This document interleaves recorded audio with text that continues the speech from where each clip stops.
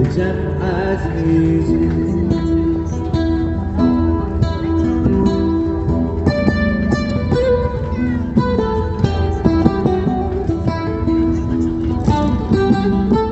Turkey is a country of layers, as civilizations such as the Byzantines, Seljuks, Romans, and Ottomans rose and fell.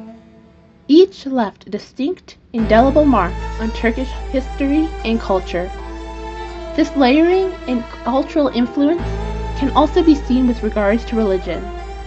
A secular country on paper, Turkey has nonetheless had many religious groups and currently has a large Muslim population.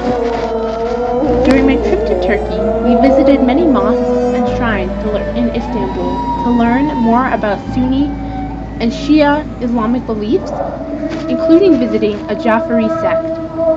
When we went to Konya, we shifted our focus to Sufism and Islamic mysticism. Renowned for its universal themes of love and connection, Sufism is much more than the dervishes portrayed in the media. We started our visit at the tomb of Mevlana, known as Rumi in the Western world. Famous for his Sufi teachings, his tomb is now a pilgrimage site. Around the tomb was a small museum explaining how Sufi followers were trained in the time of Mevlana. A large emphasis was placed on self-discovery and pursuit of a universal connection. Sufism is also rich with symbolism.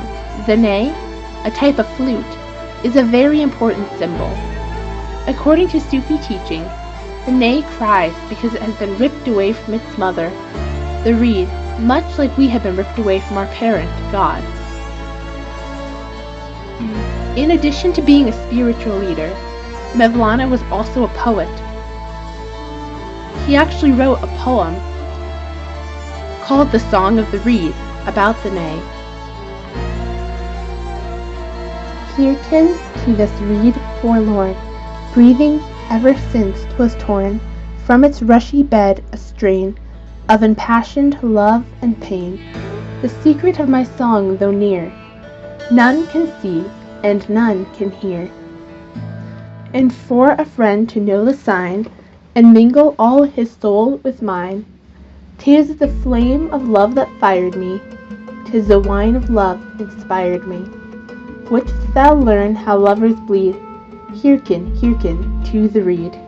In addition to Mevlana, we also studied the work of Nasir. In his works, Nasir discusses the concept of truth in Sufi mysticism. Mysticism is the obscure and intangible.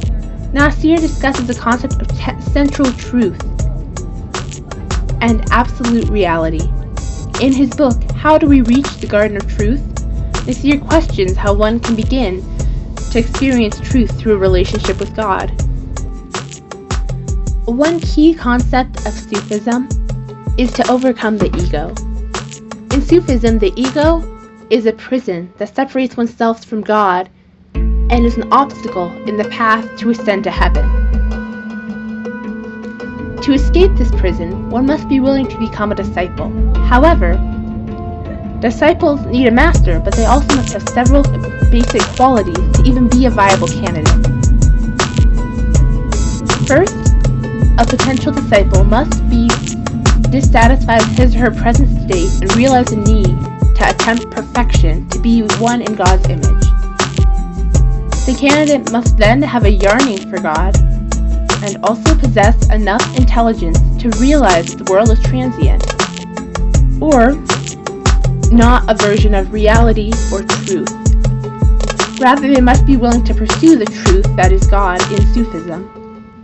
Sufism also has relevance to religious diversity, as it has interacted with other religions, including Christianity, Buddhism, and Hinduism throughout the years, as well as Chinese Taoism. While Sufism has not changed its central core practices, it does occasionally borrow elements from other religions to incorporate into its outward expression. Later in our trip, we met with a dervish. This dervish shared how, in his belief of Sufism, the root of Sufism is love for all people and all religions. He described love as a mirror in which we shall reflect God and our love for others. He also discussed how on the spiritual level, he doesn't believe there are any differences between one and another. The soul has no gender, he said. In one of our last nights in Konya, we saw a dervish performance. Though spinning dervishes are commonly associated with Sufism today, this is a recent development and more of a performance for tourists than a traditional part of the religion. However, it was still a beautiful performance. I'm very grateful to have had the opportunity to both explore Turkey and learn more about Sufism, which is often misunderstood in the West. Multiculturalism.